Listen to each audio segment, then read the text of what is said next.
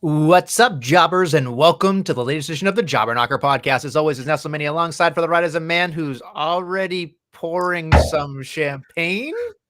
We're toasting the Cody here on the Jobber Knocker, baby. I got a little champagne left.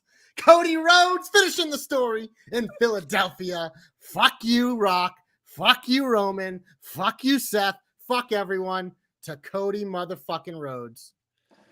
And as he ships, I'm not going to say ships, as he sips from his stuff that I'm sure someone spit in, as they say on the Chappelle Show, it is ridiculous. And what does Danny say? What a better way to spend the early hours of Wednesday than listening to the Jobber Knocker. It's what is it? It's got to be what? It's got to be 5 a.m? No. What time is it right now, Danny? Probably like 5 or 6, probably. Good bless. job with the math, Nestle. I'm not good at math. Never been good at math. Never claimed to be good at math. I got people for that. So it is what it is, friend. Anyway, we had an amazing weekend. He said is it 1 a.m. right now? Holy shit. Good Jesus. Makes sense. And our boy, the Backcracker says, I can't believe I agreed with Nestle this week. Well, there's a first time for everything, and it feels good, doesn't it? Feels dirty at the beginning, but then it feels real good. Trust me. No. Anyway, we've got a lot to talk about here. We should probably start off in the Royal Rumble stuff because that's really where it kind of just made everybody's weekend. Let's get right into it. They started off hot and heavy with the women's Royal Rumble match. Of course, it was over an hour. It was an hour and 5 minutes on the dot, as it says here on Wikipedia. But can you trust it? I don't know. Bayley wins by eliminating a lot of women, especially Liv Morgan. The headline reads Bayley winning the Royal Rumble finally. But there's so much to talk about here. There's so many things that happened. I'm wondering what you took away from this, JC. I mean, I think this was one of the better, I think, women's Royal Rumbles we've ever had. I saw a lot of people saying that they like this Rumble this year better than the men's this year. I don't know if I quite agree with that, but I do think that this one obviously had a lot of returns. It had debuts. It had a lot of like fun moments. I mean, Bayley obviously is the headline, as JC correctly predicted. Both Royal Rumble winners. Shout out JC, Bayley, and Cody Rhodes. But Bayley, not only does she win the Royal Rumble and will go on to face the champion of her choosing at WrestleMania, she's also now the longest in the Royal Rumble. She passed Rhea despite coming out at 3 because this one was much longer. So, I mean, it was all about Bayley. Like, it felt like it was her time. This was her time. She's hot. The crowd was into her from the beginning of this Rumble all the way through. She seemed to be one of the most, if not the most popular pick for everyone. We're full speed ahead now with her. She's challenging Rhea, quote unquote. But as we saw on Monday, which we'll get to later, we still think this is going to flip around and be go against her damage control compadre, Io Sky. So for me, Bayley's the biggest takeaway. Obviously, love Liv returning at 30. It made sense to bring her back. She actually is in the final 2, and she's the one who eliminated who I thought was the second biggest star of the Rumble in Jade Cargill with a Oblivion off the side there, which I thought was pretty dope. But Jade looked great. She eliminated Nia. She had that stare down with Bianca. She looked like a fucking rock star. She probably got the biggest pop of the night in terms of entrances. So those are my big takeaways from this thing. Obviously, Naomi's back, the Jordan Grace appearance. So a lot of good stuff here for sure. I didn't want to downplay Naomi or Jordan Grace, which, Thick Mama Pump, you got to love her. I think she's fantastic in so many different ways. I just love women that can actually wrestle and do the thing, entertain me, and have the whole package, I think. And when, we were talking because, full disclosure, JC and myself and the Backcracker were watching Royal Rumble together. And I think did I make a comment about Jade saying, like, what did I say? You said before the Rumble, you're like, man, I hope they know who she is. And I looked at you. I'm like, you're a fucking idiot. And then right when her entrance hit, I just like looked at you and you're like, okay. Yeah. It's one of those things where I didn't have to look at you. I just could feel you looking at me. And I'm like, yeah, I know. I say stupid shit all the time. You nestled Kirster into superstar. Into fucking oblivion. But let's be honest, she's a superstar before she even took a breath in WWE. So, I mean, you look at that woman and you think, this woman shouldn't even be in wrestling. This woman should be in movies and television. She's just got some type of she as we talk about, she passes the airport test, right? When you see her in the airport, she's a star. But anyway, it's really, really, really great. Danny says special shout out to R-Truth, the MVP of the women's hashtag Rumble. JC's hopes come true, baby. Yeah. And then the Backcracker says, and then Nestle cursed the Celtics that night. So you know what? That's what I don't care about the Celtics, so it doesn't really fucking matter. The Nestle curse is real. But I will say this much. I did cost JC a large sum of money, so that is my fault. Yeah, you did. I wanted all back and then some on Sunday, though. That's okay because I wasn't there. Chiefs. Basically, I'm the reverse rabbit's foot. So don't bring me anywhere when you want to win something. That's all. Nestle, bad luck charm. Taylor Swift, good luck charm. Pretty simple math here. Pretty much. I should go to the Super Bowl and see what happens, right? I mean, Taylor Swift's good juju is going to destroy your bad juju. I mean, probably rooting for the damn 49ers and Brock Purdy. Listen, I tell you this much. I just love a good, entertaining, bout, but it is. Nestle could curse a witch. Thanks you, Daniel. I appreciate that. I could put a hex on a couple people. Anyway, moving on to the rest of the Royal Rumble, but I will say this much. The one thing that I enjoyed about the Royal Rumble was it picked up at the end of the women's, and we talked about this. It felt like at the middle, it kind of had a lull, and it didn't really feel like it was moving. Yep. But then, right, like the second Jade entered the match, that was like from then on, it was all like five flames, like to the end. It was like awesome. And I get that's why people might think that was the better Rumble, and I might too. I don't know. I thought they were kind of equal pegging for different reasons, but for sure the women's from like the second Jade was in, boom, baby. Sorry, you said pegging, so it's just funny to me. Yeah. Anyway, yeah, a lot of pegging. Everybody loves pegging. Anyway, as you can see, JC is going to be loaded by the time we end this podcast today, but that's not okay. a champagne. That's it.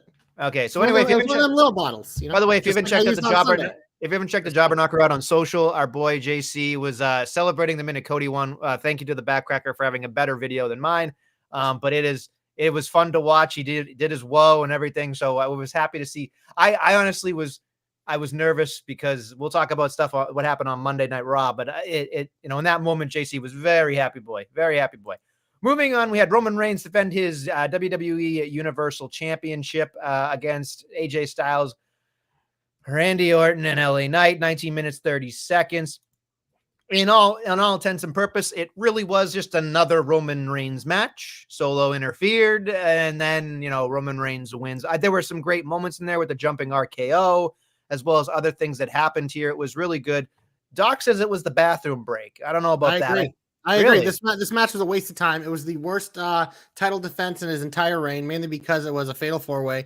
But it's just like the one thing you're looking for in this match is the fucking stack pin, and we didn't even get it. So this was dumb. I get why they did it, because Roman's not wrestling again until Cody finishes his story all over his face on WrestleMania Night 2. But so they had to jam in these three contenders, all together. And it was just, I don't know. It just, especially putting it second in the night, like it just was like, you told us that this match was shit. We watched it. It was nothing special. The entrances were probably the most interesting part. But after that, I was done. I got nothing else to say about this crap. All right. Moving on, we have Kevin Owens taking on Logan Paul for the United States Championship by disqualification, 14 minutes on the dot, flat. I will say this much. It is really, really interesting to me that this ended in a DQ, because it makes me think like we're headed to Perth, right? Where it feels like that seems like something. And also, in what fucking world do we live in where the referee gets it right? Only when the babyface cheats, right? Like 100%. Like it's hilarious to me. It's like, and somebody actually had a great meme, and again, not mine, but it bears repeating here. It was like, it had the shot of the referee like being like, oh, I see the brass knuckles, and it says, where was this guy during every Roman Reigns match for the last 3 years? It's like, it's true. It's fucking true. But I mean, I get it. I'm curious your thoughts. I don't know if you saw it. Afterwards, they had a promo with Logan Paul for like literally 10 seconds where he was concussed out of his brain. Yeah. And he was like, I'm sorry, you just come get it. I'm sorry. I got to go look at, medical or something. And it was just like, that's his promo, and like some people were like, that's amazing. And then some people were like, that's it. So like he probably got his bell rung. I think he was also selling the shit out of it too, man, because like the whole thing is you get hit in the head with brass knucks, you got to sell that shit. It gives like the rematch even more legs. I know a lot of people are looking at this like, oh, this was lame, but in terms of the story they're telling and getting more out of these two, like being together, I thought it made perfect sense. It is what it is. I thought the match was a lot of fun.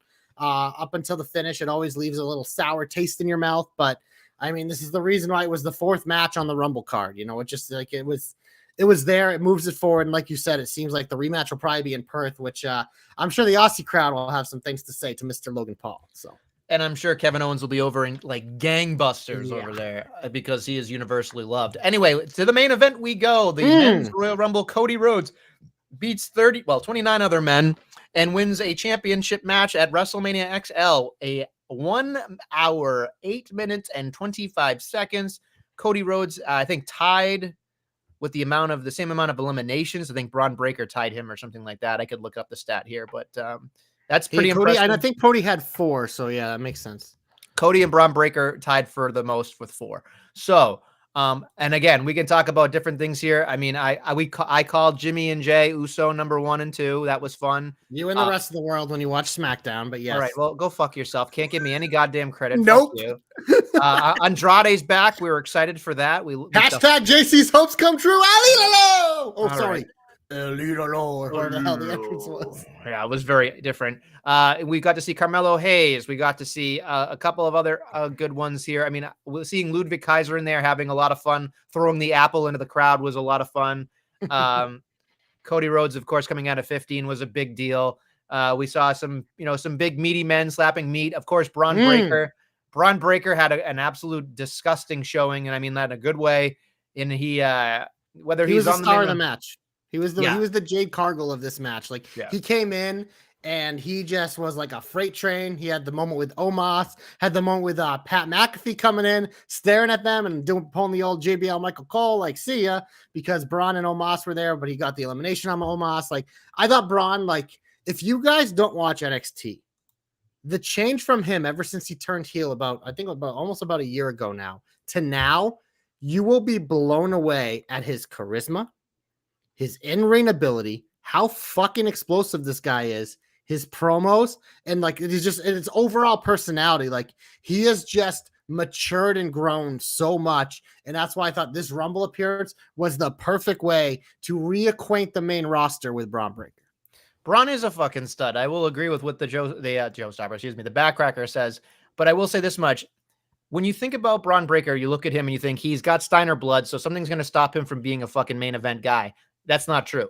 Like, there is nothing this guy cannot do with given some time and effort and coachability. This guy already has the explosiveness like you talked about. You can see that he's got a personality now with Baron Corbin and the Wolf Dogs. That's hysterical. You can see all that stuff. I think you made the point a long time ago when he officially turned heel. It kind of turned the page for him because we were kind of souring on him. Like, what else? We were just waiting for it. It's like you need something. Yeah. Yeah. And I think here's the thing is, like, for me, it's always harder to come to the main roster as a babyface. I think that's incredibly difficult to do. He can do it, and that's fine. But I think what happens is people should always, to me, start on the roster as heels. Show their ass, as we talk about, meaning like they lose a lot or they cheat and whatever. And then they get to a point where they're cool heels and the crowd loves them. Then you can turn them into big baby faces. But I think it's incredibly hard to be a baby face from the get-go. He can do it. He's got more athleticism and explosiveness than Goldberg. He can keep his head on straight. He can speak. He can do all sorts of stuff. It's like if Goldberg could have a longer and bigger moveset and have longer matches, that's what Braun Breaker really is, I think. I think there's a lot to give to this guy. And I think he's the franchise going forward.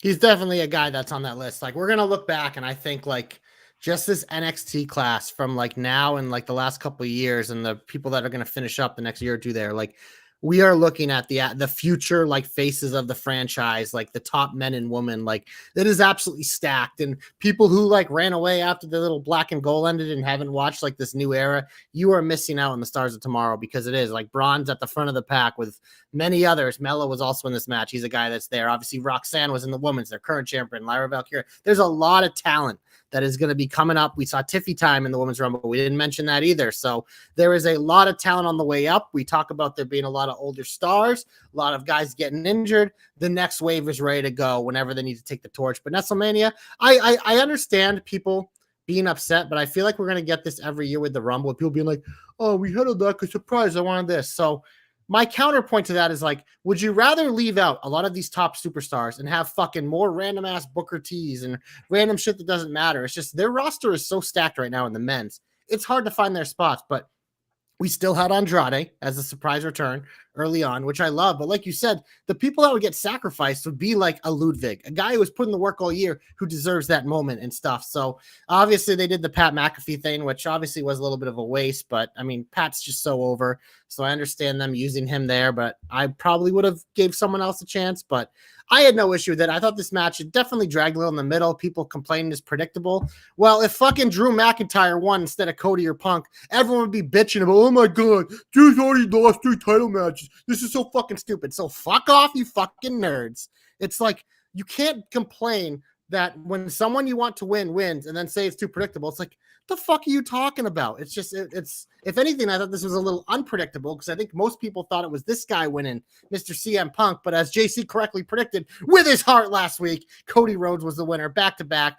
First in Stone Cold. He's main event in WrestleMania. Came in at 15. And the night before on SmackDown, Randy Orton said 15 was going to be the most important number at the Rumble. He was obviously talking about his reigns, but you know, I think there was a little Easter egg there with Cody, which I love to see. But obviously, it came down to him and Punk. I believe it was Drew and Gunther in the final 4. So it was kind of the ones we all expected, the contenders, so to speak. And Cody got the win. Point at Roman Reigns, says, "I'm coming for you." Insert Booker T. Anyway, I do want to. So you said something there. I am curious too. So for me, I think what brings in the casual viewer to the WWE specifically is the WrestleMania season, but it's kicked off by Royal Rumble. Mm-hmm. My question to you and everybody in the chat is, if we hear all these, numbskull, fucking idiots, I guess is probably the best way to say it. But if we hear all these people fucking complaining about there's no surprises, there's no legends, does it take away people's expectations of tuning into the Rumble if we get to the point where there really aren't any surprises anymore? It's just call-ups and returns versus getting your one-offs and all those other things. Because I feel like as much as you and I have no problem with it, it feels like there could be a potential for people to be like less interested when they're like, who the fuck is that guy? Who the fuck is this person? You know what I mean? Like Pat McAfee had no fucking clue who Jordan Grace was. You know what I mean? So it's just like, I get it. You and I get it. We're in it. We're hardcore. We're every week. But for the casual, I think it's an easier way to translate getting back into it.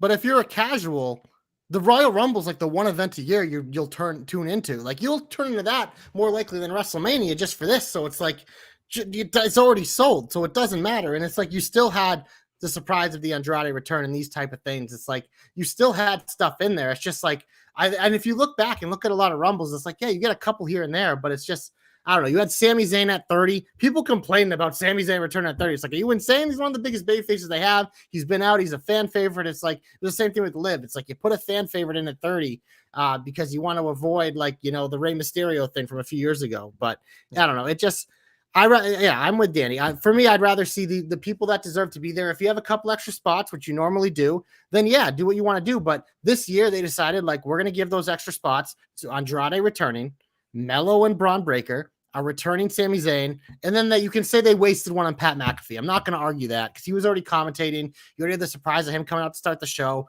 You could have easily done someone there, but you know what? I'm not going to complain about it because I still thought this Rumble was a lot of fun. I just think that it just talks about the amount of main event talent they have on this roster. Think about the 3 guys in Nestlemania who weren't in this Rumble. LA Knight, Randy Orton, AJ Styles. Previous years, you lose a title match during the night, you're in the Rumble later in the night, but they didn't need it this year. Brock Lesnar obviously wasn't in it for a different reason, but he wasn't missed because Braun Breaker came in and did Brock Lesnar maybe better than Brock Lesnar could. You had Omos return. I didn't even mention that. That's another guy who hasn't been on TV. So it's tough because are you going to take out guys like Ivar and Kofi and Bronson Reed, Grayson Waller, guys Theory, guys that are grinding every week that you're trying to elevate, that you want to get these casual eyes on. It's that balance. And I still think we got enough. I thought this match was good. It delivered what people wanted in the end, which was Cody and Punk.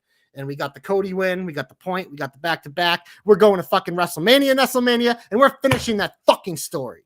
I hope to Christ you're right because I don't think you or I can handle the opposite. I'll stop watching wrestling if they fucking have Roman retain again. Are you serious? Yeah, I'm done. Because why the fuck am I watching it? I'll be done. If that happens, does that mean it's the end of the Jobber Knocker? Well, I'll just have to talk. Well, maybe we'll have to be an AW podcast. Maybe I'll go back to that fucking shitty program. I can't even joke about that. That show's so fucking bad. I'm so glad we're counter programming that. I feel like more people are likely to skip the Jobber Knocker and watch NXT Live than skip that fucking piece of shit on Wednesday for the Jobber Knocker. So glad to have you guys all here. Very quickly, I did want to bring this up. Our boy Danny says, if JC is a true Cody fan, he'd dye his hair blonde like Cody, maybe for Mania. Interesting topic, Daniel. I now give the ball into your court, JC. Would you go platinum blonde if Cody Rhodes wins? I mean, I'd have to do it before because you got to match them, and you got to get. Maybe I'll get an actual real neck tattoo, nightmare tattoo, and I'll have that for the rest of my life. So No, I'll no, be no, going no, to no, no, work, no. and people will be looking at me like, "The fuck is wrong with you?" And I'll be like, "Whoa!" I mean, he says it. Imagine if Cody doesn't win. I mean, like this is a big deal right now. Like we're at a point where do you really think they'd put Cody in there twice to lose twice? Like that No, is tough. no, no. That fucking Roman can barely wrestle right now, so it's time. Cody's gonna euthanize him, send Roman to the fucking glue factory. He can come back next year, have a fucking geriatric match with The Rock at 41 or whatever the fucking number we're at. I can't even keep track anymore. But you know, well, yeah, it's fine. We got it. This was, and I said to you, I remember I turned to you during the match because they were showing the Roman and Seth up above. When Cody eliminated, I believe it was Gunther, and they showed Roman pissed off. And I said to you, he's fighting Roman at Mania. Whether he wins this Rumble or not, I was fine. And I was instantly calm. And then I got my fucking cherry on top champagne moment of Cody actually becoming the back-to-back Royal Rumble winner, becoming Stone Cold Steve Austin, Shawn Michaels, Hulk Hogan. That's a pretty fucking elite list, Nestlemania. I don't disagree with you. And I really enjoyed what he said at the presser, where he said, like, I've seen the memes, I've seen the GIFs. Yeah. He's like, I'm just going to tell you right now, I'm the guy. I've been the guy. And in WrestleMania, I'm going to prove that I'm the quarterback of the most prosperous era. And I was like, good for you. Like, right. Good for you. Tell me when I'm telling lies. Right. So I feel like we have a segue here into the Shine. I don't know specifically where you'd like to start, so we'll let you do your thing. I'd like to start with the best segment from Monday, which was Super Hot Fire, and it is what kicked off the show. I'm wearing a shirt today because I'm sad, like we all are, that we're not going to get to see CM Punk finish his own story at WrestleMania, but sometimes these things are in the card. The thing about CM Punk, and I've heard other people, we all talk about this all the time, and we get reminded when he's given a microphone, is he makes you feel things. Whether you like him, dislike him, or whatever, he elicits emotion with his promos, with his words, with his pacing, with his mannerisms. Like it is a fucking masterclass when that man has a microphone. And on Monday, he put us through the fucking motions. Like it's why CM Punk is so goddamn special, because he made us feel it. We made it feel like, oh, when he said the line, maybe it's not in the cards for me. Maybe I'm never going to achieve that dream. I'm sure as hell going to try again next year, but maybe it's just not meant to be. Like everyone can relate to that. And that's what's so hard a lot of the times when you watch these baby faces is how do you make them relatable? Obviously, Cody, a big part of his story, is why we relate to him. But CM Punk, it's one of those things like he's a guy's a little tougher to relate with because he's kind of an asshole sometimes. And we obviously it's still pretty fresh with how he exited AEW. It's obviously been warm and fuzzies back in WWE, but what he did on Monday was remind us how good he is. But Nestlemania, know what's even better about CM Punk? He had that flaming hot fire baton and he fucking left it out for big schlonny sword man Drew McIntyre to fucking take it, snuff it out, and relight it himself. Because what Drew McIntyre has done, it was perfect that he was the guy who was giving Punk a DDT when it looked like he got injured. Then he went over to Jessica Carr and said, my arm, then wrestled the rest of the match. It was McIntyre that delivered the move. McIntyre interrupted this promo, said he was happy that it happened to him. And I was just like, this is fucking perfect. Because you take something that sucks and you fucking ignite someone else with it. And it just like, it's working out perfectly. And I just like, it's one of those things. It's believable. Drew McIntyre could get yet another shot at WrestleMania to be the guy to potentially challenge Seth. But they took what CM Punk had and McIntyre's heel turn and his heel run has been so good. But with the memes he's posting on Twitter and the promo he was cutting on Raw, like this segment was the best segment on television so far this year on Raw, SmackDown, whatever you want to talk about. This was the best one. This was a fucking perfect segment. Punk, 10 out of 10. Drew McIntyre, 10 out of 10. It was beautiful, but Nestlemania, we even got the cherry on top. Drew fucking attacked Punk. He attacked the arm to get even more over, and then you push it forward with the guys who are going to be there. Sami Zayn, who was taken out by Drew, makes the save. He has a little moment with Punk there, and boom, we're off to the races. It's just like, this was just seamless storytelling. You're taking a shitty, sucky situation, and you're fucking ballooning two guys because of it. This was marvelous. This is well done. A+ segment.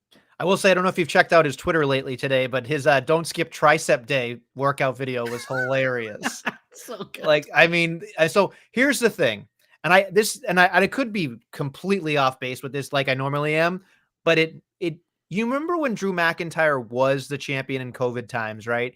And he Yep. had to lose it to Randy Orton because Randy Orton got so fucking red hot at that. You remember that? Like he was kicking people and punting people, like all those legends, like Mark Yep. Henry and Christian, and like he just kept fucking annihilating Ric Flair, like all these people, and he just got so good during COVID that they had to give him a short reign, even then have Mac win it back.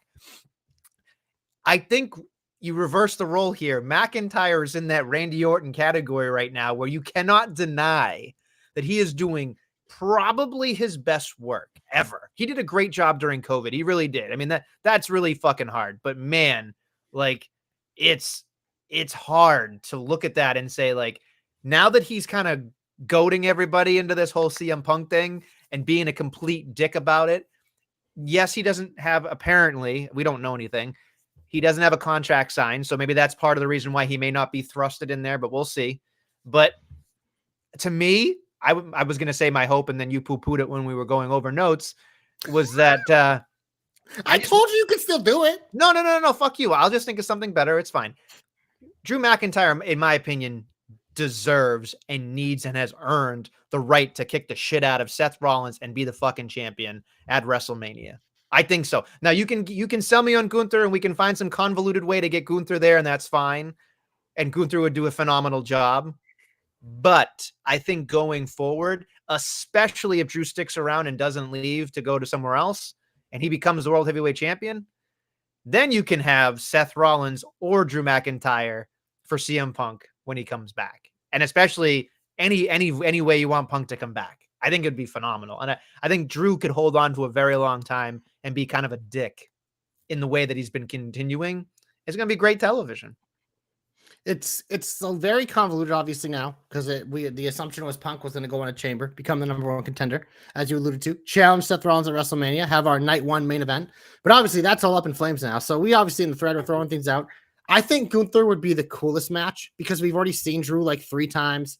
The other name I threw out was like, if they had LA Knight like come over somehow, if he won in the chamber, just because like, I mean, I still really want to see him and Logan Paul at Mania. So that's why it's not my top choice. But I was just trying to think, I'm like, what's fresh? Because a lot of times at WrestleMania, you want to go with what's fresh. But the McIntyre thing could make sense. But I think either way, you got to think about it. It feels like that Priest cash-in is happening at WrestleMania or the night after. So it's one of those things like, I can't see Gunther winning the title, because you're not going to want him to lose it instantly. So if it was him versus Seth, it's Seth retaining and then Priest either cashing in during that match, after that match, or on Monday night during the celebration.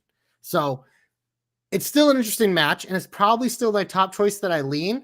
But if you did it with McIntyre and you had McIntyre get his moment at WrestleMania only to be ruined by Damian Priest, or if Priest did what Rollins did, make it a triple threat and fucking pins Rollins and takes it away from McIntyre again, like it would be very sweet as well. So I think you could do it. You could pull it off. You could have McIntyre go through the chamber. Fucking maybe he survives Gunther and Sami Zayn, or well, Gunther might not be able to be there as we know with the travel issues, but it definitely could happen.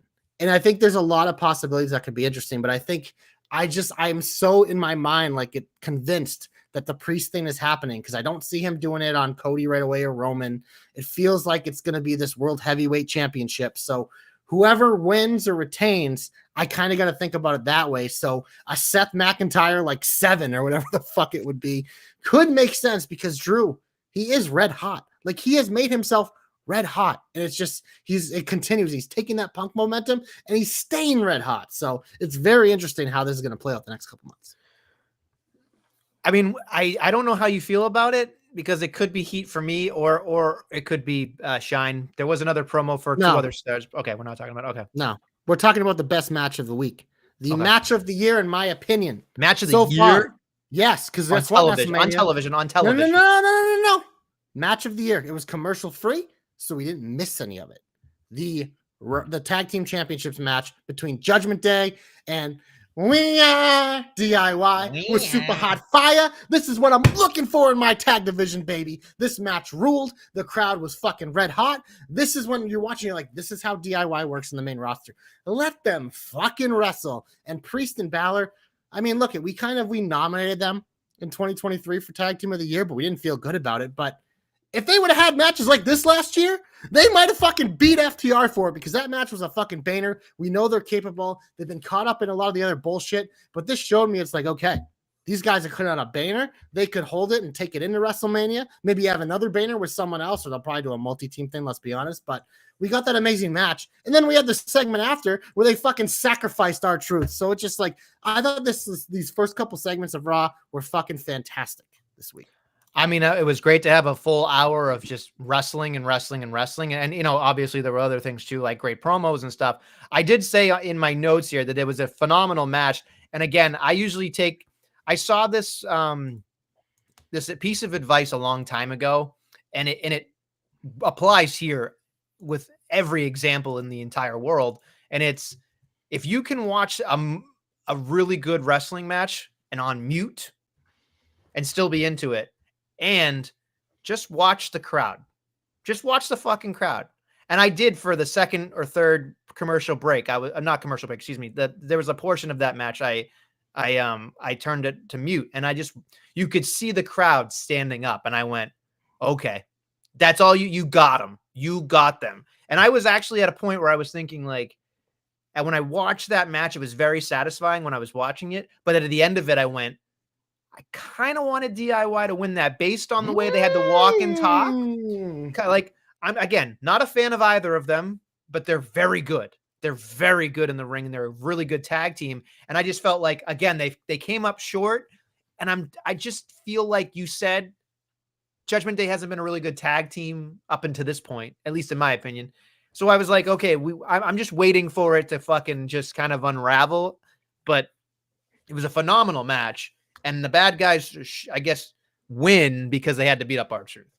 So yeah, it made sense. I also, Nestlemania, I officially want to make this official. After much deliberium and thinking and talking to several of our peers, I have decided for the Drew McIntyre bet that you lost about his heel turn that you must own a Johnny Gargano t-shirt. And especially hearing that now that you're a fan of DIY because you're into it and you were rooting for them, I think it'll be perfect. So Nestlemania, that is the cash in, is Nestlemania owning the Johnny. I want like the one, what's the one with like it says the cartoon face with the and like the thing that like the typical Johnny Gargano shirt. Just send me the one link. Just send me the link. TJ can send you the link. He's a big Gargano guy. He probably has that shit bookmarked, but he probably has. He's probably got that one and a couple others just so we can have a towel when he's done. It's fine. It's fine. It's official, but that is the punishment for you not believing in the Drew McIntyre heel turn and Nestle cursing it into very quickly happening. You know, I could really go full Nestle here and just say Gargano's my favorite wrestler of all time, but no. I mean, he's going to be now, but the problem is like the curse knows when you're trying to use your powers. It doesn't work like that, Nestlemania. You should know this by now. Come on. It's like I can't help it though. It's part of who I am, right? So it is now spooky. Now you will have to go. I are a Johnny Gargano fan. Injured when you said IR, I thought immediately injured reserve, but that's fine. It's fine. That's where CM Punk is. Yeah. So again, I want to go to SmackDown very quickly. Ooh. I know SmackDown's kind of like an afterthought based on the fact there was one good segment on SmackDown. There was one, just one. Would you like to talk about it? Well, is it Whoop That Trick? It is, in fact, Whoop That Trick. Thank you for bringing that trick. So the one thing I will say is, Mello in theory didn't fucking kill himself this week. So thank Christ. Good stuff. Great match. I will say this much: he has that weird pump handle flip looking move called the Taxia. That should be his fucking finish. Not A-Town Down. What an incredible. We've talked about this. We had said years ago. Austin Theory has a shitty finish. He's had a shitty finish since he's been on the main roster. It's a fucking setup maneuver is what the fucking A-Town Down is. X-Taxia or however you pronounce it. That to me is a fucking finish. You can't do it to everybody, which might be a problem, but that dude's jacked. I tweeted at him, and I'm not that he's ever going to retweet back to me, but like that dude needs that as a finish.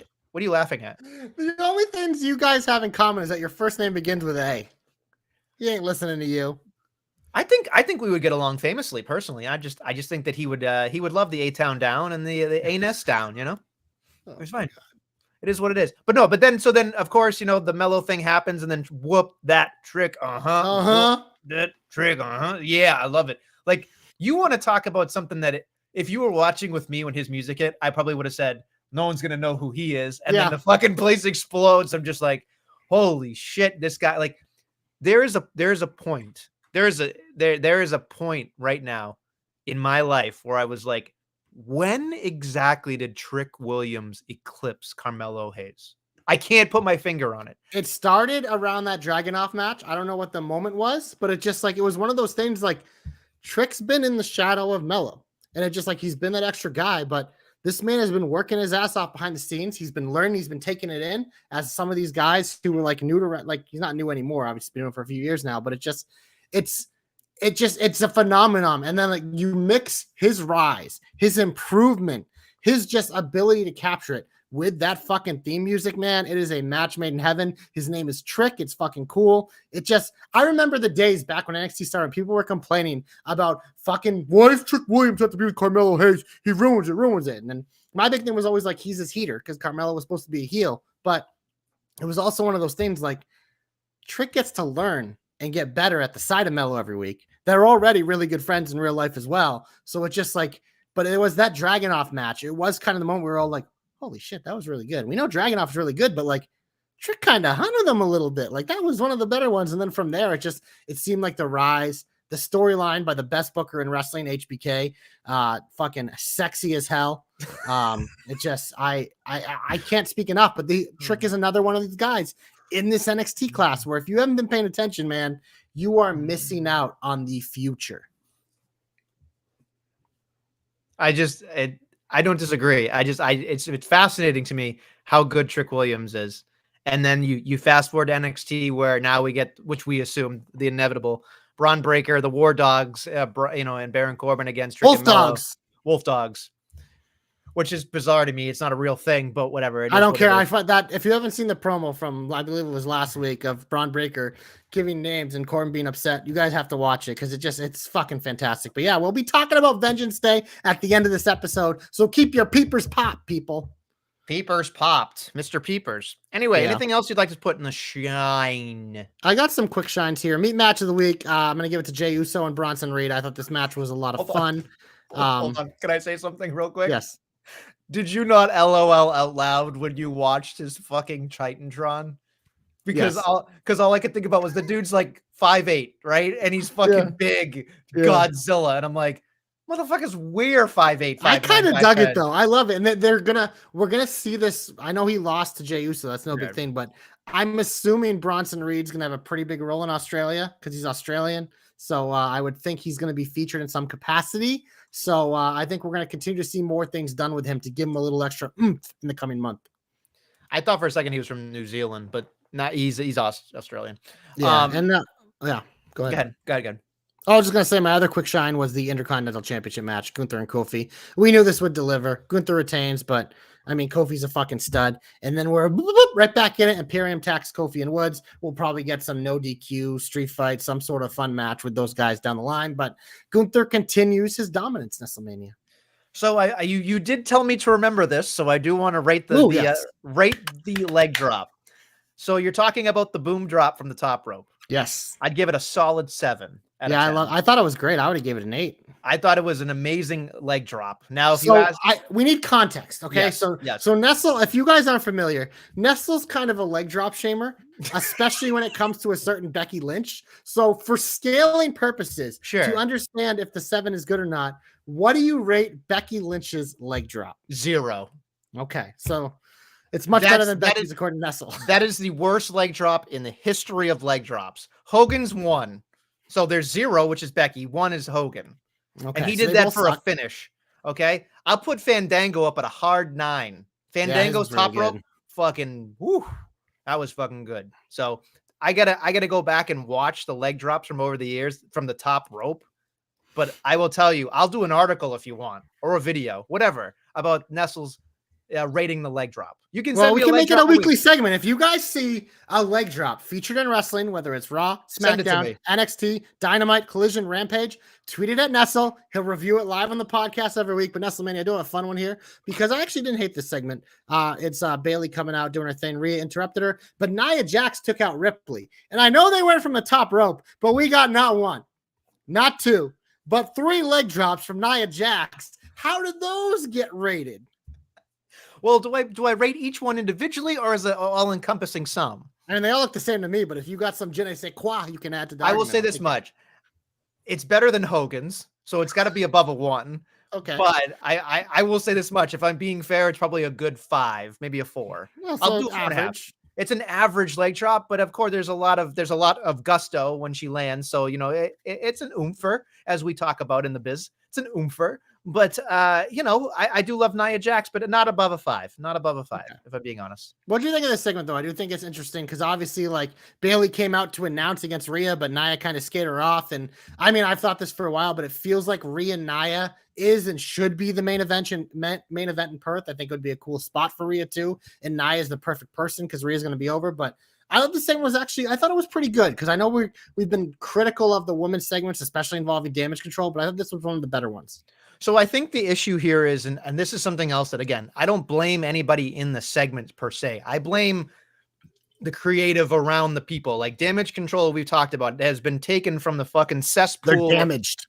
Like they have been taken from the septic tank, right? And then they're trying to fucking wave them off and dry them off for WrestleMania season. And they're kind of doing that now. So whatever. And Bayley's been taking that stink and moving it up the card, which is, yeoman's work. Rhea Ripley has been doing kind of shit against tomato cans. Again, not her fault, but I don't really enjoy what Rhea Ripley has been doing because she's been kind of like being the fucking den mother to Judgment Day instead of doing fucking what she normally does and fucking kicking ass. Nia Jax, out of the entire thing, has been kind of on a roll in terms of impressing me and other people. I think even Triple H said, like, listen, we know you guys fucking hate her and you guys give her a lot of fucking hate. But I think this is the best Nia Jax, and she's been excelling at her opportunities that she's been giving so far. So I do like that this happened. But the one thing that made me slightly nervous, JC, and I'm sure you can calm me down or talk me off a ledge here, which was I kind of want the Batista thing where they overhear Damage Control talking and then fucking thumbs up, thumbs down, and fucking they pick Io, and we're off to Bayley and Io. I think we're still going to get Bayley and Io. But I feel like based on what we saw on Monday with Nia Jax screaming at Bayley and being like, don't you fucking dare pick her. I feel like if Bayley is scared and picks Io because she's scared and then that starts something, I feel like that's a stupid fucking way to pick your fucking WrestleMania main event. That's just my 2 cents. Yeah, I think you're going to be okay. I think this was just like a fucking easy tactic to kick it down the road. But it's kicking it down the road to Friday. It's not really kicking it down the road very far. Yeah, but it's just one of those things. It's like there could be continued. They're going to find a way, especially with Bayley, because I think we're going to get a turn at some point. Obviously, I feel like Bayley's going to be the babyface in this, so it sure seems like Damage Control will kind of turn on her. But I wouldn't be too worried about it here. I just think this was a creative way to kind of give Nia some oomph too. And set up kind of her as the biggest challenger and biggest threat to Rhea go in the immediate. So I think it was more about that. And Bayley's just, she's just going to be used as a pawn. But.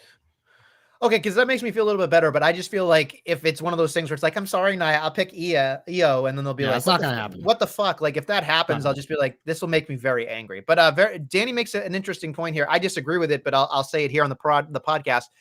Give Nia Jax a manager. She'll improve right away. He says maybe MVP. Now, I would like to put out here that I think Nia Jax actually does a pretty good job in her promos because I think her promos are good. I think her promos make people upset. I don't think you're going to find somebody that are going to upset more than she is. Now, you may not like her, Danny, and that's fine. But I can't deny the fact that, like, just like Dominic, when she starts talking, the crowd wants to revolt against her somehow, some way. So I think that would probably downgrade how good she's being right now. But that's just, again, my 2 cents.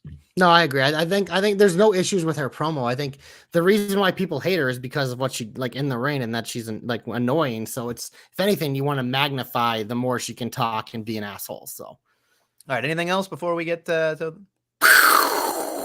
get him off my TV? Get him off my TV. Get him off my TV. Where do we start? Shall we start with? Do you want to talk about something? Anything? So what do you guys want to talk about? So it's your segment. You go first, and I'll chime in when I'm good and ready. So what really upset me was on Saturday, I got the JC guarantee because you felt pretty comfortable that Roman Reigns is going to face Cody Rhodes at WrestleMania 40. But when I watched that promo back with Seth Rollins, and again, Seth Rollins on his end, that was probably Seth Rollins' best promo he's done to date this whole reign, essentially. I agree. It was just all lies, but I agree. His execution was good. His execution was phenomenal. Cody, of course, trying to make something out of nothing as he normally does. Can't fault him for that. The logic is where I have an issue. Yes. Right? And I think the issue was like, okay, they've already wrestled 3 times. Cody has adamantly been in any interview he ever can say, he's 3-0. Yeah, I know. But he adamantly said, I would rather not wrestle Seth Rollins ever again. And so that's a whole thing in the back of my mind. And then, of course, like, you get to the point where, like, it doesn't really finish the story. But at the same time, I was like, oh God, are they doing this? Like, they're doing this to fucking, like, push it down the, the road, as you would probably say. But there is a 1% chance in my brain that I went, are they fucking doing this to fucking fuck with us so that The Rock can just fucking walk right into WrestleMania? Like, what if The Rock just decides, like, I'm doing it?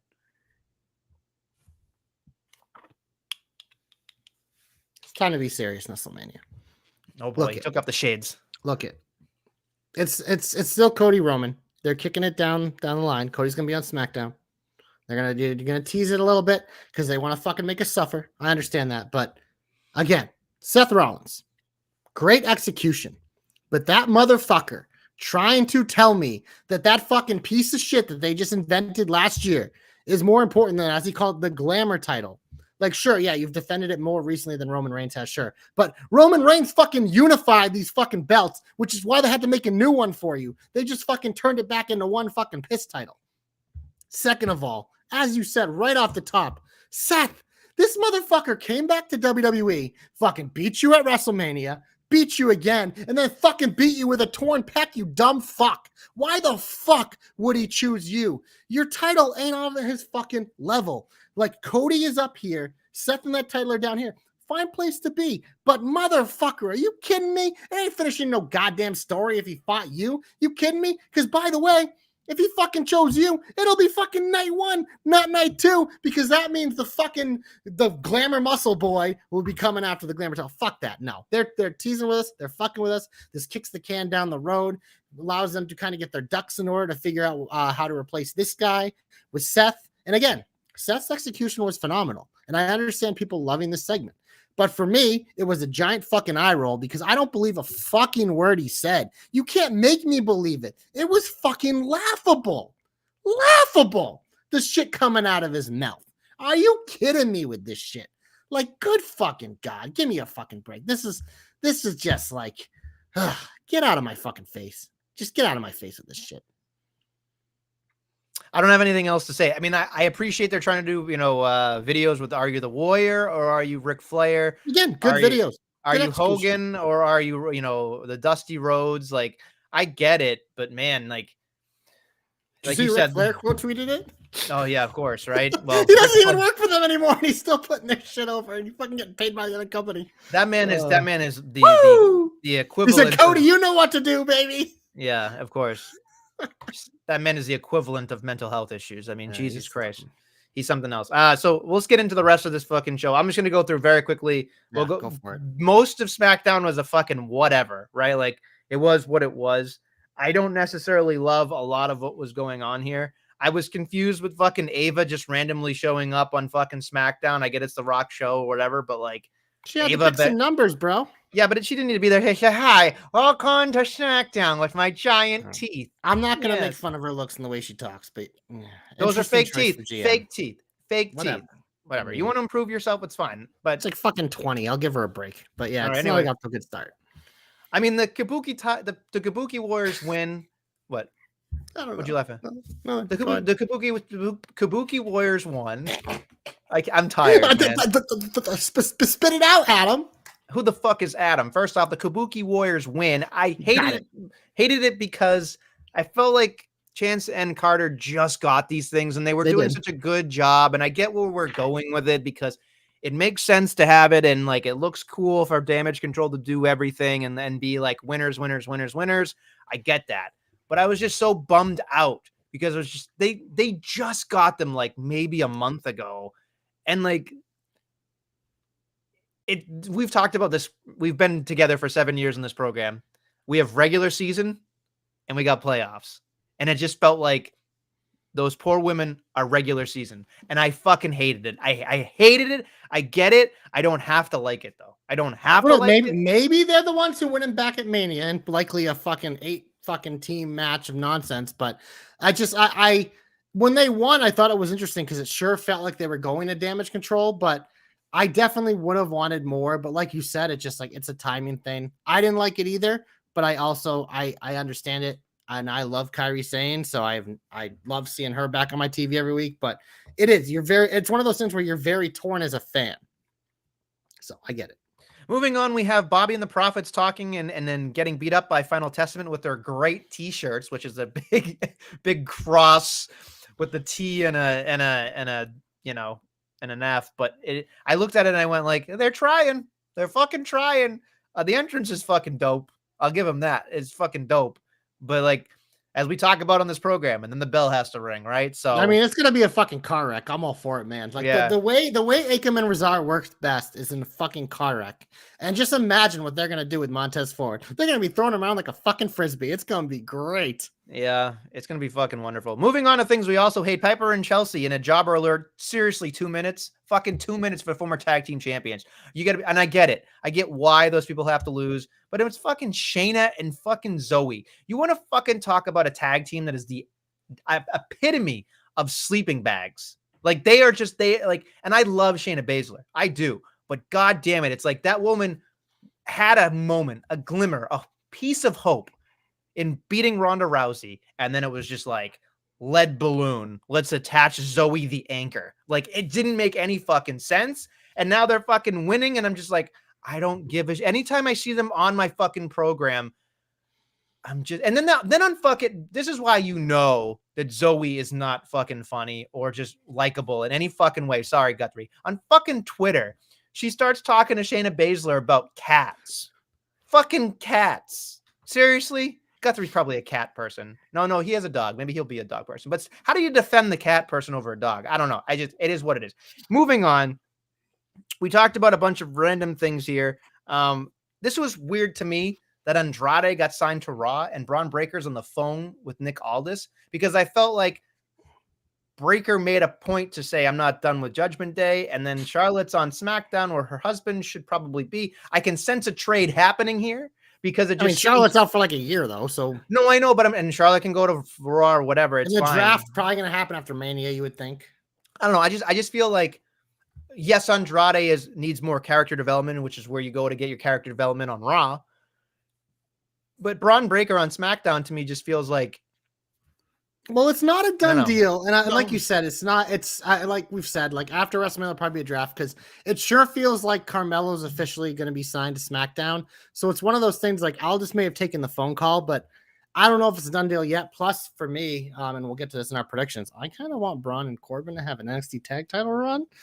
Which means they would win on Saturday, but we'll get to that later. But yeah, it's weird, but I do like the Andrade fit on Raw because I think especially right now on SmackDown, he's getting lost in the shuffle and there's already a lot going on there. Whereas on Raw, this motherfucker can go on Raw every week, have a 10-minute match, and we can all put our feet up and enjoy. I don't disagree with you. It's difficult. Sometimes you know the end game and sometimes you don't as a fan. And then there are sometimes you're like, you're going to fucking drag me through some fucking weird shit to get somewhere instead of just being more direct with me. And I think some of this stuff happens and I'm just like, this is the shit that drives me nuts. This is the shit that makes me mad. Like as a fan, just like, don't fuck with my intelligence with that shit. Anyway, talking about fucking with my intelligence, Becky Lynch had a promo calling herself whatever the fuck she is. I got to fight harder. It's just like the man. And just like, okay, whatever. It is what it is. Kabuki Warriors taking on Natty and Tegan, another tag team that is a bunch of fucking sleeping bags. Sorry, I know you love Tegan Knox, but I do love Tegan, but it's just the crowd was dead. Team. Crowd was fucking dead, and it's just like it's just fucking it's awful. And it's like then Chance and Cutter get their fucking titles, the title match next week, which again is a fucking red alert to be like fast forward. It doesn't fucking matter, and it just sucks, and it's just. All this shit just keeps fucking trickling in and trickling in. By the way, very quickly, not a heat, just something notable. Anybody else notice that Dakota Kai was not wearing a knee brace for the first time? interesting fact. So let's keep an eye, a peepers popped, as JC says. We're gonna have to have a new shirt. Keep your peepers popped with a fucking eye emoji. We should do that. TJ, get on it. Peepers popped. It is what it is. And then, of course, we talked about everything else. I want to say this much. Before we head on. Not necessarily heat, just something I think would get heat. I think Drew McIntyre, based on what he did in the Royal Rumble to CM Punk, should change his finish from the future shock DDT to the culture shock DDT. Because he's, the cult of personality. You get terrible. It? No, I think it just adds to the Drew McIntyre thing. But anyway, would you like to get hopeful? Glorious, you're my only hope in Nestlemania. She finally debuted in the Rumble. That is Jade Cargill. Did we see her on Raw? I don't think we saw her on Raw, which means Nestlemania. We might see her on Friday nights on Fox for the short term, which would mean my hope makes a lot of sense because Nestlemania, obviously she eliminated Nia. So there's a chance she probably could have a match with Nia at WrestleMania, but that's not what we want to see, man. I want Jade Cargill's match at WrestleMania to be with Bianca Belair. The dream match since the second Jade showed up on TV in AEW. Everyone was like, we need Jade Cargill and we need Bianca Belair. It's one of those things. The reason why I'm making it as my hope Nestlemania is because we saw it with Becky and Ronda. What never happened? Becky and Ronda. So don't fucking wait on this. Jade is red hot coming in. Bianca not challenging for a title at WrestleMania for the first time in a few years, and probably this is a rarity. It's an opportunity to do a big marquee main event level women's match without a title. It is Bianca Belair. It is Jade Cargill. Plenty of time for Jade to get up to speed. We know Bianca's a stud. This is what we want to see. The stare down in the Rumble got a huge pop. So it's pretty fucking simple this week, guys. And Hunter, don't you fuck this one up. Don't you fuck this one up like Vincey Boy did. Give me Jade Cargill. Give me Bianca Belair. Give me it at WrestleMania. Hashtag JC knows. Hashtag JC's hopes come true. And I'm fucking ready, Nestlemania. I am so pumped and jacked for this. Let's go. Let's fucking go. Everybody loves a good Jade Cargill. So it's fun. Cargill. She had just like Cody, she had her whole package because she was smart enough to make sure she bought and made it all part of her package. So the Jade Cargill we saw in AEW is the Jade Cargill we get in WWE, man. Good for her. Anyway, my hope is probably not as good as JC's, but that's okay. It's never as good because everybody loves JC and hates Nestlemania. It's a known fucking fact. Anyway, I was thinking about this awfully, just an awfully a lot, I guess what I would say is since Monday, which was CM Punk is injured, right? CM Punk we don't know how far it's going to take, right? It could be 4 months, could be 6 months, could be a year. We don't really know. It's one tricep, which is good. We don't know the severity of it. But I was thinking about this very quickly, JC. If it's 4 to 6 months, there is an outside shot that CM Punk will be just ready in time for Money in the Bank. He has won it twice before, and he has had not the best cash-in of all time, clearly. But he's had, a top 5, top 10 cash-ins before. But all I kept thinking about was he really was saying, maybe it's not in the cards for the Royal Rumble. And I went, maybe it's not, but you've won the Money in the Bank a bunch. And I could just think about that moment of okay, third time's the charm for Punk, right? He gets his fucking briefcase, and then he can tout as long as he wants. If hope to Christ, let's knock on some fucking wood over here, that he doesn't get injured again. And he holds on to that briefcase and he calls his shot. And he just says, with this briefcase, I am headlining WrestleMania. Ugh. I do not fucking care. I am going to find a fucking way to do it. And I'm cashing in at WrestleMania. Because I think that's the only way that you are going to make a believer out of me. Because I think there are parallels to things that went through my head where you could make a parallel with Cody and CM Punk where, Cody was there and then he fucking right away got injured, came back, won the Royal Rumble, went to WrestleMania and main evented. You have the same story with CM Punk, got injured right away, comes back, Royal Rumble, goes to WrestleMania.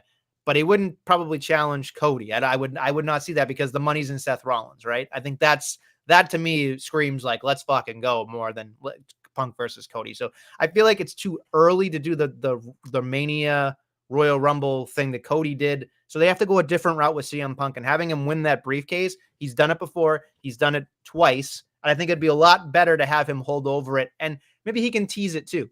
Like he can tease a bunch of different things. I think it gives him a sense of comfort knowing he's already done something, because I don't think he does really well in the Royal Rumble. Like, I've never been impressed with the only time I've ever been impressed with CM Punk at the Royal Rumble was years ago when he was doing the Nexus and he kept throwing people out and cutting a promo in the middle of the fucking match. But that's the only Punk highlight I have in my fucking mind from all the Royal Rumbles he's been in.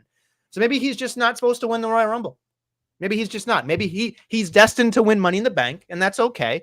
And then just have him cash in, because honestly, I'd be okay with it. And I think he'd be more comfortable with it as well. So that's my hope. You had me until you said the thing of fucking just wait until WrestleMania. The idea of that to me is just so, because what I want in WrestleMania, if he wins Money in the Bank, which I think would be a good choice. I think he'd definitely be a good choice. That's how you fucking can turn him heel real easy when you have him cash in on a baby face or something. So I'd be more looking for that, because I hate it's just like, I'm going to win the Money in Bank here in July and I'm going to use it next April. And it's just like, fuck you. Pretty much what Damian Priest is doing at this point. But at least he didn't tell us. So at least we had teases along the way. They're really shitty teases, but we at least got them. But you're on the right track. But, you dropped the ball at the end. But it happens. But we didn't drop the ball in WrestleMania. My comeback, because, it's one of those things. My comeback's Liv Morgan, by the way. Came in 30th at the Rumble. Finished second. Eliminated Jade with an Oblivion. But the reason why I want to give her my comeback is because I think this is important. Because I think it's really easy with someone like Liv Morgan, who is just so popular and beloved, not the biggest person. She's had her run with the title, whatever, where you could just put her in the role of being like, yeah, we can throw her on TV whenever we want, like use her here and there. She's over, kind of do whatever we want with her. It doesn't matter. But what Triple H told me with the way he booked her was like, no, Liv Morgan's back and Liv Morgan matters. Liv Morgan, Rhea Ripley, good chance it's going to happen again at some point. But it's also Liv Morgan gets to eliminate Jade Cargill. Liv Morgan gets to finish second in the Royal Rumble. I believe her time's really adding up. I think it's like her and Natalia for all the Rumbles. But it told me that it's like, okay, Liv Morgan matters. I'm treating her like she matters. She's one of our top stars. She makes this Raw women's division, which has been getting stronger, even stronger. And I love to see that, because I love Liv. I think we all love Liv. But there's always that danger of once someone has their moment, and especially with someone like her, who's not the biggest, not the strongest, and all these things like Bianca is, it's easy for them to just get put in a role where it's just like whatever. But Triple H told me the way he booked her that she matters, and I love to see that. So Liv Morgan, I'm happy you're back, baby, and you get my comeback. So my comeback is very simple. On SmackDown, there was a woman that got back in. Her name is Elektra Lopez, and I fucking love it. I think it's great. I think it's an improvement to have, that whole stable back together in a different form. She brings a lot to the table. She looks great on camera for obvious reasons, but then she's Nestle's trying to say that she's hot and thick. I think that she's wonderful in every single way, and I love watching her on my television. So I think, again, this is something that what else was she fucking doing? She put over Lola Vice on her way out on NXT. There's nothing more she can do. And I think she kind of got left behind when they all went up without her anyway. Yeah, it was very weird. And it was like, why not? Right. But I think whatever, they adjusted the ship, as they say, they righted it. And I think she's imperfect, because now you're like, okay, Zelina Vega's on one side, Elektra Lopez. You can have a CRD feud with those two women on SmackDown, and everybody will love it. So I'm very excited for her and what she can bring. She's got size. She's got strength. She can do something. I think she could be a really good tag champion down the line as well, with somebody if she's paired correctly. I don't know if she's championship, women's championship material, yet. Maybe down the line if we see something in her. But right now, it's really awesome. She's definitely a good thing to round out the Santos character. Like you said last year, it's very weird that they all got called up and she was left behind. And she literally wasn't doing anything in NXT till Lola came around. They kind of stuck them together, which made sense because it was a veteran for Lola to lean on. But, Lola just dragged her around, then kicked her out when she didn't need her anymore, right out of the Women's Battle Royal, and then beat her ass on NXT this week to send her to SmackDown officially. But yeah, no, I'm definitely happy because I think she's someone that's been in NXT a while. She's deserving to be there. The best we ever saw her was with Santos and company. So it makes a lot of sense that she's back with Legado. It adds to that whole aura of that stable. So I'm glad as well. And also, Bertsky, there is an Elektra simp right here. I guess you could say that. And they do make those. So I think, it is whatever.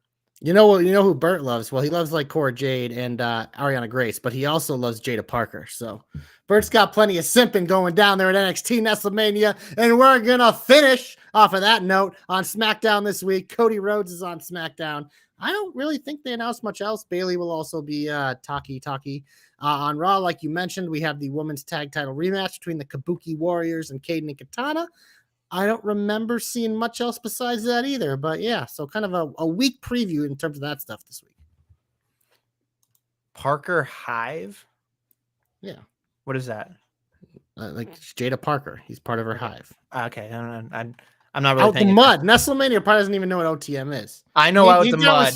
When I saw scripts without the mud, I went, all right. I mean, at least they took off that godforsaken terrible mask. He's much better in this gimmick. I don't know. I'm not a fan. They're a tag team that is going to get pushed to the moon. So I'm sure. I know. They got the look. They're big. They're strong. They're athletic. They got cool names. Bronco Nima and Lucian Price. Too hard to pronounce. Jada Parker does have a lot of charisma. So they're definitely they're going to get their chances. Out the mud, baby. OTM. They just look like something out of Grand Theft Auto, don't they?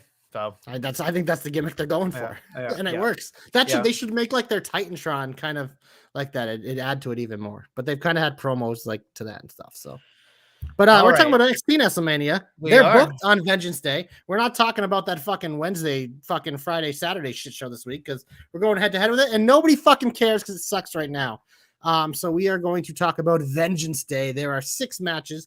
I believe it is on Sunday, a Sunday night premium live event in Nestlemania. We have a pretty loaded card. I think we should start right there with the Nestle special, the 6-person mixed tag team match. The family, Tony D'Angelo, Channing Stacks-Lorenzo, and Adriana Rizzo, who has the most forced voice I've ever heard, taking on Out the Mud, Lucian Price, Bronco Nima, and Jaded Parker with scripts. Nestlemania, who you got?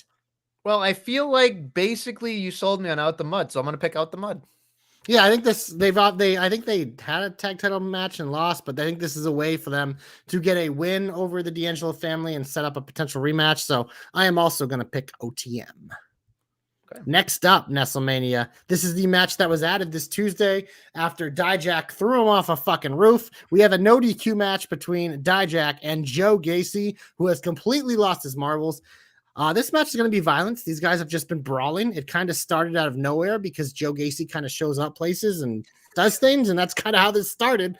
I'm going to pick Dijak, though. I feel like Dijak also will win, but the one thing I will say is, like, I really am enjoying Gacy an awful lot, and I think he doesn't need a win here to be over. This is a can lose and get better scenario. I think Dijak needs to look strong in this. But on NXT on Tuesday, watching him throw him off the fucking roof and like this can't end kind of thing. And I just was like, I'm not a big fan of Mick Foley, but there was some Foley-esque kind of stuff going on with Gacy. And I think they're trying to harness that in some way to push him in that direction to make him kind of likable in some weird fucking psychopathic way. So I think it'll work. And I like I said, Dijak is kind of just like an anomaly to me. He's like 6'11" and fucking moves like a cruiserweight. So again, I would go out on a limb here and say, with the exception of the main event, to me, this might be a match that steals the show. And I think very much so could potentially be on the TJ and JC or the TJC as we talk about match of the year. Wow, that is high praise. I will say this. I have been a Joe Gacy guy since day one. There's just something about him I've always liked. Even when he was doing fucking terrible shit, I still thought he was really good. I think he's really good. I think he's underrated in the ring. He has that little bit of, he kind of has that KO style where he's a bigger guy. He doesn't look like the most athletic, but then he does things you're like, holy shit, he's tough. He has cardio. So yeah, I agree. This is probably gonna be a banner because we've seen Dijak have absolute banners down in NXT throughout his career there. So, but it sounds like we're both picking Dijak. So far we agree a lot. Nestlemania will probably agree on this next one too. Singles match for the NXT North American Championship. Oba Femi, if you have not seen this fucking unit of a man, you are in for a treat. He defends against the former champion Dragon Lee. I'm picking Oba Femi because he is a fucking unit. Sorry, every time you say unit, it's just I mean, he is. There's no other way to describe him. He's a fucking unit. He's an impressive human being.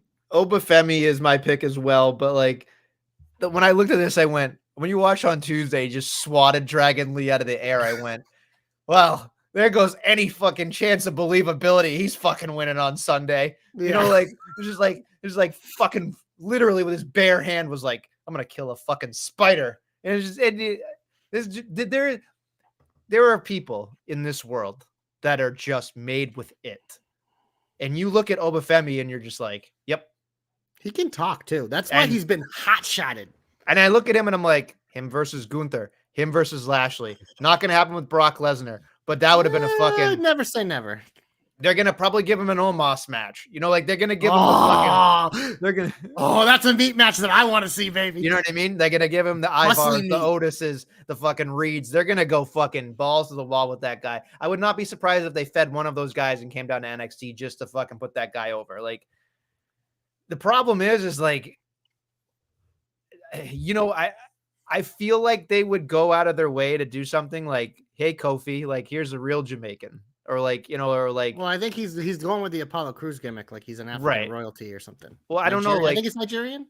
I don't know. But I mean, like, it feels like they could bring Apollo Crews back in that fold too. So I don't know. It's just... He was drafted to Raw, had one match, and we haven't seen him since. Poor bastard. He's probably going to go to AEW, but that's fine. It is what it is. Jesus. Yeah. Wish that on. I don't wish that on my worst enemy. Next up, Nestlemania, we have the finals of the men's Dusty Rhodes Tag Team Classic, where the winners will receive a future NXT Tag Team Championship match.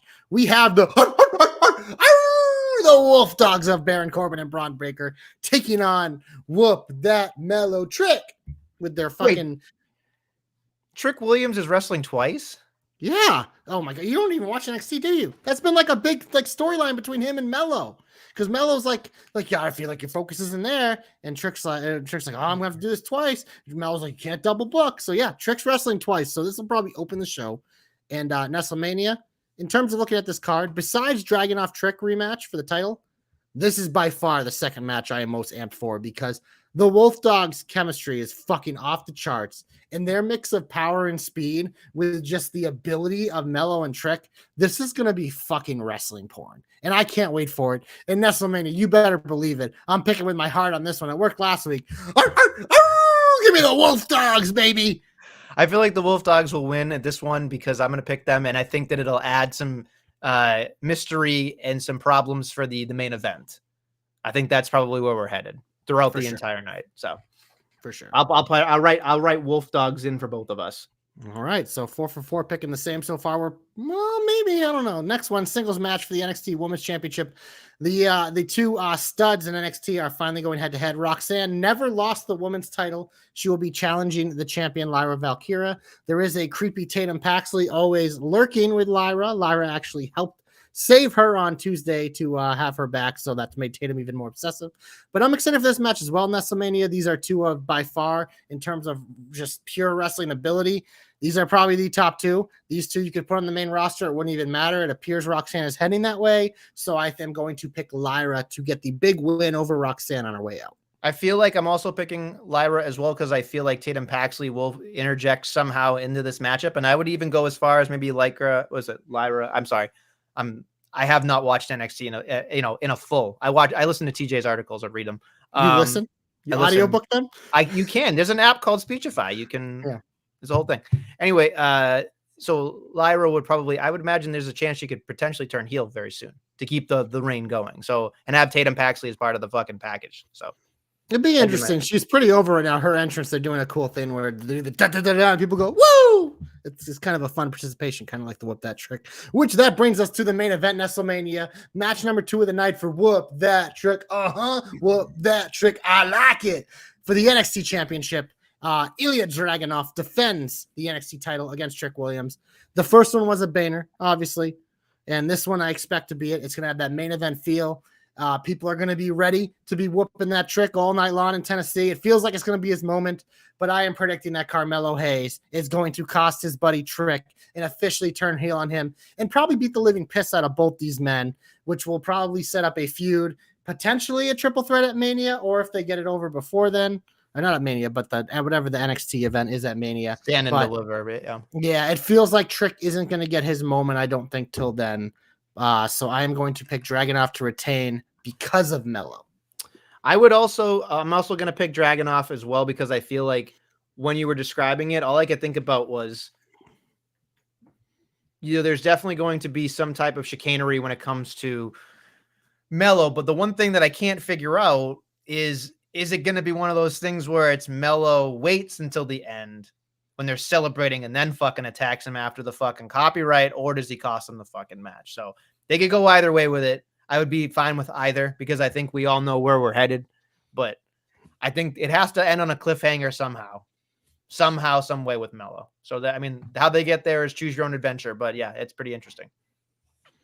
All right, Nestlemania. That sounds like some Vengeance Day to me. So next week, I believe we're back on Tuesday, right?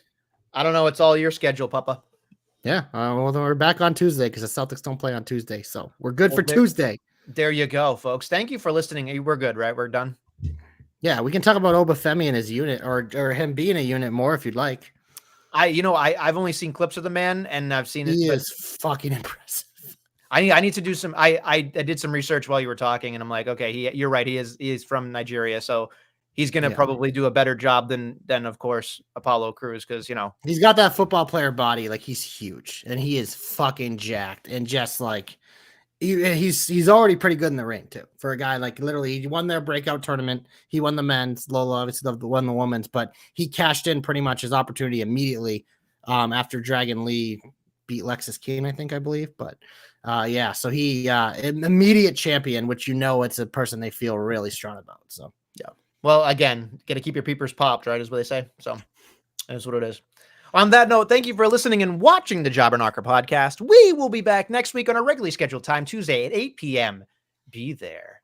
And we'll be back next week with some more Jobber Knockery. What?